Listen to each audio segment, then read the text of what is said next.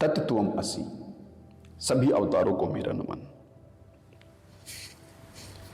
साथियों, आज की जो चर्चा का विषय है, जिस पर हम साथ साथ आगे बढ़ेंगे, वह है भक्ति योग और ज्ञान योग। साथियों, उस परमात्मा तक पहुंचने के अनेकों मार्ग हैं। उसमें से हम आज दो मार्ग, ज्ञान योग और भक्ति योग की बारीकियों को साथ साथ समझने का प्रयास करेंगे। साथियों, जैसा आप जानते हैं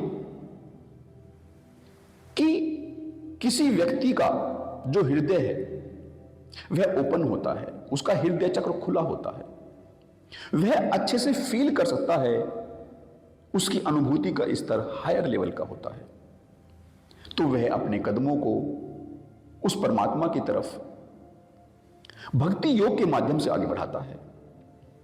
वहीं जिसका ज्ञान चक्षु अच्छे से खुला होता है, जो विचारों को, तर्क को अच्छे से समझता है, उनकी बारीकियों को पहचानता है, तो वह ज्ञान योग के माध्यम से उस परमात्मा तक पहुंचने का प्रयास करता है। साथियों, लेकिन जब ये दोनों ही व्यक्ति उस परमात्मा में अपने को डुबो लेते हैं, उस परमात्मा स्वरूप को, उसके दर्शन कर लेते हैं, जब उसका जो अपना होनापन होता है वह विलीन हो जाता है और परमात्मा ही पूर्ण रूप से विद्यमान होता है, तो उस मंजिल पर ठीक ऐसे ही होता है जैसे एक बूंद सागर में गिर गई होती है, फिर उस बूंद का अस्तित्व ही खत्म हो जाता है। ऐसे ही व्यक्ति किसी भी मार्ग से आगे बढ़ा हो तो उससे पहले की सब जो घटनाएं हैं वे उस सागर में, उस परमात्मा में विलीन हो जाती है, और वह इतना आनंदमय क्षण होता है कि व्यक्ति बस वहीं ठहर जाना चाहता है, और वह ठहराव होता ही है, क्योंकि अब बूंद का कोई अस्तित्व नहीं रहा, वह परमात्मा में विलीन हो चुकी होती है। उसने उस परमात्मा की झलक पा ली होती है। लेकिन ऐसा कई बार होता है कि उस परमात्मा की झलक पा लेने के बाद भी वह बूंद उस आनंद को अनुभूत करके, उस परम शांति को अनुभूत करके वापस लौट आती है। ऐसा सब करुणा के कारण होता है। जैसे एक कहानी है कि भगवान गौतम बुद्ध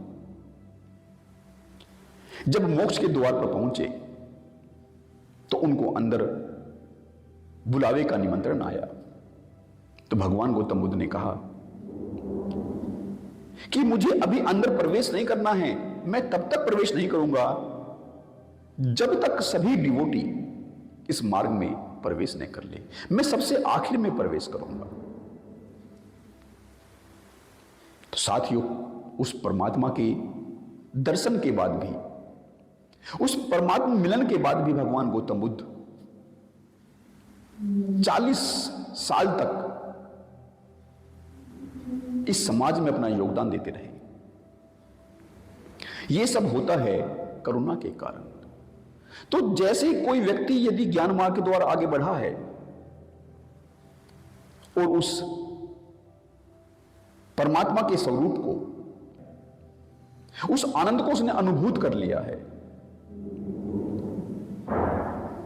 तो वह वहां ठहर कर जब वापस लौटता है तो वह स्थितियों को, परिस्थितियों को देखते हुए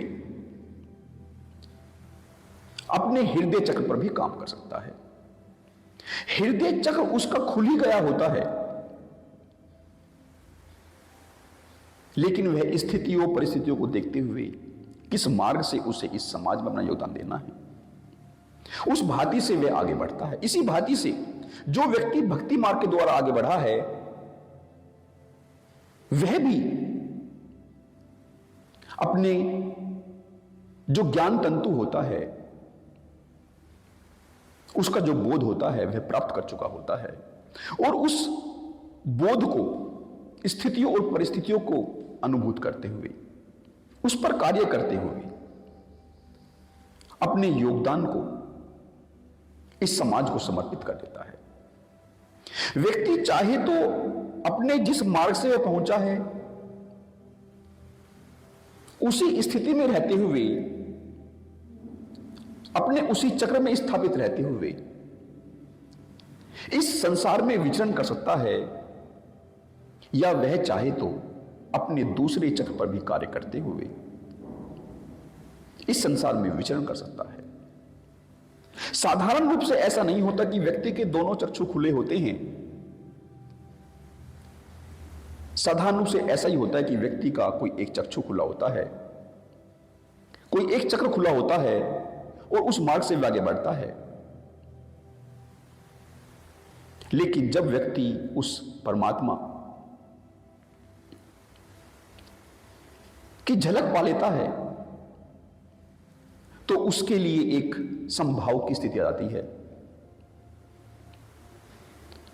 और उस संभाव की स्थिति में बने रहते हुए फिर वह इस समाज में अपने योगदान, किस भांति से वह इस समाज में अपना योगदान दे पाए, उसको देखते हुए अपनी जीवन यात्रा को पूरी करता है। साथियों, ये सब हम वहां उस मंजिल पर पहुंचकर ही इन सब बातों को अनुभूत कर पाएंगे।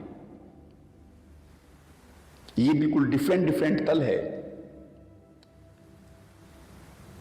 हम अपने जब किसी एक चक्र पर कार्य करते हैं और उस मार्ग पर आगे बढ़ते हैं तो ऐसा नहीं होता कि हमारा वह चक्र पूर्ण रूप से खुला होता है। स्टार्टिंग में तो हमारा कोई भी एक चक्र पूर्ण रूप से खुला नहीं होता, लेकिन जब हम धीरे धीरे उस मार्ग पर आगे बढ़ते हैं तो हमारा वह चक्र, हमारा वह चक्षु धीरे धीरे खुलने लगता है। और जैसे जैसे हमारी जो गति बढ़ती जाती है वह चक्षु भी और स्पीड से, वह चक्र और स्पीड से खुल जाता है और हमारा डिवोशन बढ़ता जाता है। हमारा जो आत्म साक्षात्कार होता है वह हो जाता है। साथियों, स्टार्टिंग में तो जो भक्ति योग के मार्ग पर अपने कदमों को बढ़ाता है तो वह उस परमात्मा के साकार स्वरूप को समर्पित तो होता है, लेकिन उसका समर्पण पूर्ण नहीं होता। वह एक एक कदमों को संभाल संभाल कर आगे बढ़ता है, लेकिन जैसे जैसे उस मंजिल की तरफ, उस मार्ग पर अपने कदमों को बढ़ाता है तो उसका डिवोशन गहराता जाता है। और फिर एक समय ऐसा आता है जब व्यक्ति खुद मिट जाता है और परमात्मा ही विद्यमान होता है। और उस क्षण में जब व्यक्ति खुद मिट जाता है, उस क्षण में परमात्मा ही उसके माध्यम से कार्य करता है। व्यक्ति का अपना कोई अस्तित्व नहीं रह जाता, क्योंकि बूंद सागर में मिल चुकी होती है, फिर सागर ही सागर रहता है। और सागर में मिलने के बाद जो बूंद की क्वालिटी है वह बदल जाती है। उस बूंद का जो बाहर के वातावरण में आकर थोड़े दूषित कण उसमें मिल गए होते हैं, वे भी उस सागर में विलीन होकर उसका जो दोष है वह सब खत्म हो जाता है। उसकी क्वालिटी बिल्कुल डिफरेंट हो जाती है, वह क्वालिटेटिव बिल्कुल बदल जाती है और एक परम शांति, एक आनंद की अवस्था, जब वह बूंद वापस लौटती है तो उस अवस्था को फील करती है। और उस फीलिंग के द्वारा उसे जो सामर्थ्य मिलती है, उस अनुभूति के द्वारा उसको जो एक नया जीवन मिलता है,